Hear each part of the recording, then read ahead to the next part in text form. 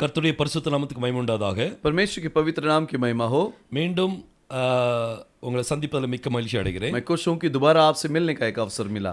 இன்னைக்கு நம்ம ஹீப்ரூங்கிற பேரை நம்ம டீகோட் பண்ண போறோம். आज हम हिब्रू इस शब्द का डिकोडिंग करने वाले हैं। அந்த ஹீப்ரூங்கிற வேர்டுக்கு என்ன சொல்வாங்க? वो हिब्रू शब्द को क्या बोलते हैं? நம்ம ஆங்கிலத்துல ஹீப்ரூன்னு சொல்றோம். अंग्रेजी में हम हिब्रू बोलते हैं, ஆனா लेकिन அத ஹீப்ரூல वो हिब्रू में எபிரேய மொழியில इब्रानी भाषा में அத இவ்ரித் அப்படின்னு சொல்லுவாங்க. उसे इवरित करके बोला जाता है। இந்த இவ்ரித்ல மொத்தம் 5 எழுத்து வரும். इवरित में 5 अक्षर हैं। அது வந்து ஆயின், आइन, அப்புறம் பெத், बेत, அப்புறம் ரேஷ், रेश, யோத், योद, அப்புறம் தாவ்.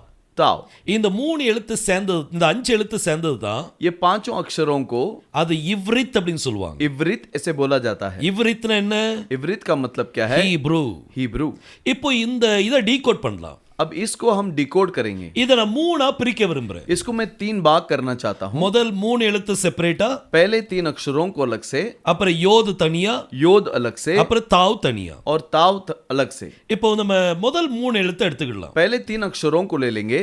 இத தனியா நீங்க உச்சரிக்கும் போது इसको अलग से जब हम बोलते हैं அத எபர் அப்படின்னு சொல்லுவாங்க. उसे यबर ऐसे बोला जाता है। எபர் அப்படினா यबर का मतलब நதியின் அக்கறையிலிருந்து வந்தவன், नदी के उस पार से आया हुआ व्यक्ति। சோ நம்ம இக்கரையில நிக்கிறோம், हम इस तरफ खड़े हैं, அக்கறையில இருந்து ஒருத்தர் வரார், उस पार से कोई आता है, அதுதான் யாரு? எபர். वही है यबर। சோ அக்கறையில இருந்து வந்தவர் யாரு? तो उस पार से आया हुआ कौन है? பாருங்க, ஏசாயா 59ஆம் அதிகாரம் इसाया का 59वां अध्याय அதுல 2ஆம் வசனத்தை வாசிக்கலாம். दूसरे वचन को हम पढ़ेंगे। परंतु तुम्हारे अधर्म के कामों ने तुमको तुम्हारे परमेश्वर से अलग कर दिया और तुम्हारे पापों के कारण उसका मुंह तुमसे ऐसा छिपा है कि वह नहीं सुनता। பாருங்க, பைபிள் சொல்லுது, कलाम कहती है, உங்கள் அக்கிரமமே तुम्हारी अधर्म உங்களுக்கும் தேவனுக்கும் நடுவாக இருக்குது. तुम्हारे और परमेश्वर के बीच में है।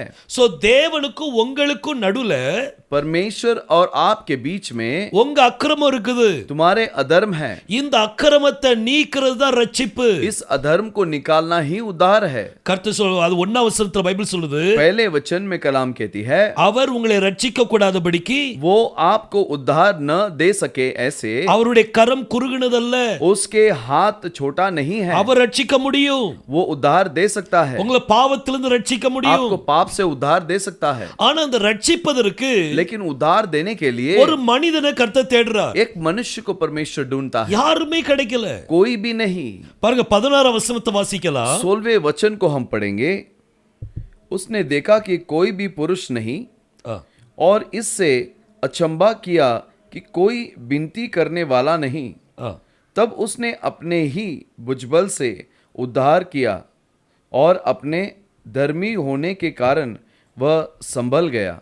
பாருங்க, பைபிள் சொல்லுது, देखिए कलाम कहती है, அங்க விண்ணப்பம் பண்ண யாருமே இல்ல, वो विनती करने के लिए कोई भी नहीं है, ஒரு மனுஷனும் இல்ல, एक भी व्यक्ति नहीं है। அதனால इसलिए அவருடைய கரமே ரட்சிப்பாயிட்டு.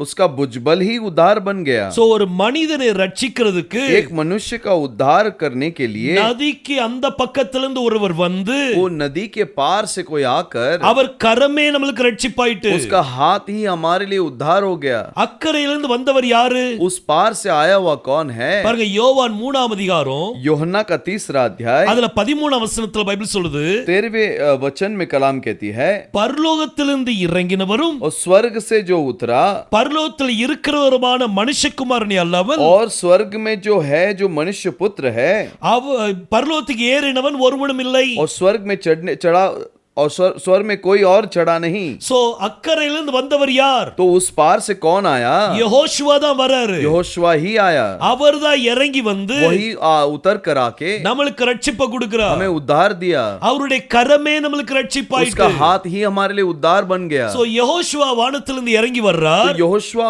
स्वर्ग से उतर के आता है। அவருடைய கரம் उसका हाथ। பாருங்க அந்த மூணு பிரிவா பிரிச்சிருக்கிறோம்ல. देखिए 3 भाग में हमने किया है ना। எபர் அப்படினா என்னது? यबर का मतलब क्या है? அந்த அக்கறையில இருந்து வந்தவன். उस पार से आया हुआ। அக்கறையில இருந்து வந்தது யாரு? उस पार से आया हुआ कौन है? யெகோஷுவா வந்தார். यहोशुआ आया। அடுத்தது யோது. और अगला योद है। யோதுனா என்னது? योद का मतलब क्या அது है? கை.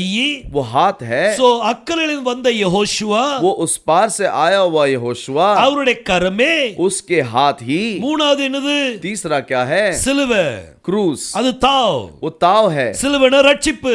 और क्रूस जो है उद्धार है। அவருடைய கரமே ரட்சிப்பாயிட்டு. उसका हाथ ही उद्धार हो गया। அவருடைய கரம் தான் நமக்கு ரட்சிப்பு கொடுத்தது. उसका हाथ ही हमें उद्धार दिया। அவர் கரத்துல ஆணி அடிச்சாங்க. उसके हाथों में खिले से मारे। அவர் சிலுவையில் அடிக்கப்பட்டார். वो क्रूस पे मारा गया। நமக்கு ரட்சிப்பு கொடுத்தார். हमें उद्धार दिया। அவர்தான் வானத்திலிருந்து இறங்கி வந்தவர். वही स्वर्ग से उतर कर आया। அவர்தான் அக்கறையிலிருந்து வந்தவர். वही उस पार से आया। இந்த ஹீப்ரூங்கிற வார்த்தை, ये हिब्रू इस शब्द, இது ஒரு தீர்க்கதரிசனம் ये இருக்கு. एक भविष्यवाणी है। என்ன தீர்க்கதரிசனம்? क्या भविष्यवाणी है? அக்கறையிலிருந்து ஒருத்தர் வருவாரு. उस पार से एक व्यक्ति आएगा। அவர் கரம் தான் நமக்கு ரட்சிப்பு கொடுக்கும். उसका हाथ ही हमें उद्धार देगा। இந்த தீர்க்கதரிசனம் நிறைவேற்றினது யார்? ये भविष्यवाणी को किसने पूरा किया? யெகோஷுவா நிறைவேற்றினார். यहोशुआ ने पूरा किया। பாருங்க 1 கொரிந்தியர் पहले कोरिन्थ को देखेंगे। 15ஆம் அதிகாரம் 15वां अध्याय, அதுல 47 வசனத்தை பாத்தீங்கன்னா, उसमें 47 को देखेंगे तो முதலாம் மனுஷன் पहला मनुष्य பூமியிலிருந்து உண்டானவன், वो धरती से उत्पन्न हुआ। இரண்டாம் மனுஷன் और दूसरा मनुष्य வானத்திலிருந்து வந்த கர்த்தர். वो स्वर्ग से आया हुआ परमेश्वर है। சோ அக்கறையிலிருந்து வந்தவர் யாரு? तो उस पार से कौन आया? யெகோஷுவா இறங்கி வர்றார். यहोशुआ उतर कर आया। அவருடைய கரமே நமக்கு ரட்சிப்பாயிட்டு. उसका हाथ ही हमारे लिए उद्धार हो गया। சோ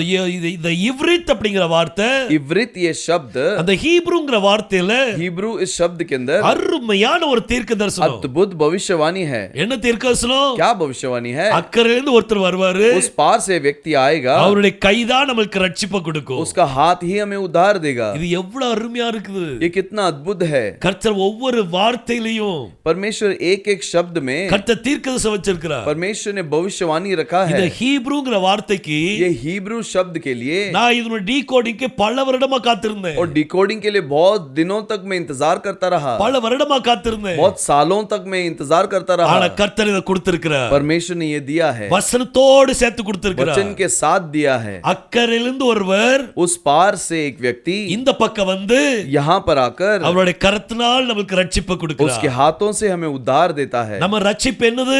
हमारा उद्धार क्या है? பாவத்திலிருந்து மீட்பு. पाप से छुटकारा। யெகோஷுவாவின் இரத்தம் यहोशुआ का लहू சகல பாவத்தை நீக்கி நம்மளை சுத்திகரிக்கும். सारे पापों को मिटाकर हमें शुद्ध करेगा। அவர் நமக்கு ரட்சிப்பு वो கொடுத்திருக்கிறார். हमें उद्धार देता है। எவ்வளவு அருமையான கர்த்தர். कितना अद्भुत परमेश्वर है। ஒவ்வொரு வார்த்தையிலையும் हर एक शब्दों में ரட்சிப்பை அமைத்து வைத்திருக்கிறார். उद्धार को रखा है। ஹalleluya. हालेलुया। கர்த்தர் உங்களை ஆசீர்வதிப்பாராக. परमेश्वर आपको आशीष दे। ஆமென். आमीन।